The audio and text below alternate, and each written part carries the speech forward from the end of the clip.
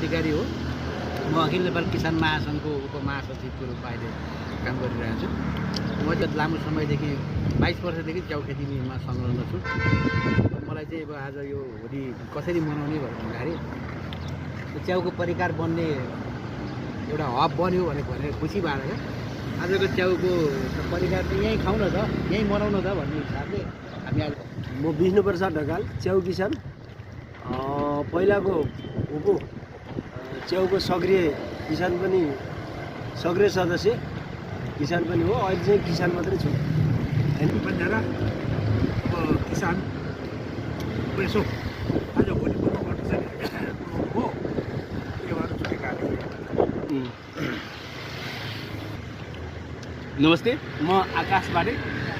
म डिपो ठिमी 7 नौरेसम्म बस्छु र म डिपो ठिमी 9 निकोसेमै च्याउ खेती गर्छु र च्याउ उत्पादन गर्छु। निकोसेरामा रहेको moso hub cafe and fast फुडमा हामी आजको जुन किसिम होली प्रोग्राम छ नि, आज हामी च्याउ खाएर मनाउने लिइरहेका छौँ, गरिरहेका छौँ। यो वास्तवमा यो विकाटलाई बाहिर फाल्ने काम गर्छ, अर्थात् इङ्ग्लिसमा भन्दाखेरि यसले डिटक्सिफिकेसन कामहरू गर्छ। यसरी हामीले च्याउ खाँदै आज हामी होली मनाउने गर्छौँ। तपाईँहरू पनि नियमित रूपमा च्याउ खानुहोस् र तपाईँहरूको घरमा पनि पकाएर खान सक्नुहुन्छ भने तपाईँहरू पकाएर कसरी खान सकिन्छ भने हेर्नुको लागि बुझ्नुको लागि तपाईँ मडिपो ठिमीको 9 निकोसम्म रहेको mushroom hub cafe and fast फुडमा आएर तपाईँले च्याउको विभिन्न प्रकारहरू खान सकिन्छ। अहिले हामी मसरुमको सेला खायौँ भने एकछिन हामी मसरुमको रोस्ट छ, मसरुमको पकौडा छ, मसरुमको हाम्रो मोमो पनि बनेको छ। त्यसरी विभिन्न च्याउका परिकारहरू खानको लागि तपाईँहरू मडिपो ठिमी 9मा रहेको निकोसियाको पुल छ, एउटा ढुङ्गे डाँडा छ, त्यसको बिच ठ्याक्क बिचमा परेको छ। त्यहाँ चाहिँ हामी तपाईँले mushroom hub cafe and fast food कहाँ सबै सोध्यो भने तपाईँले भनिन्छ। तपाईँले गुगल म्याप्स पनि हेर्न सक्नुहुन्छ।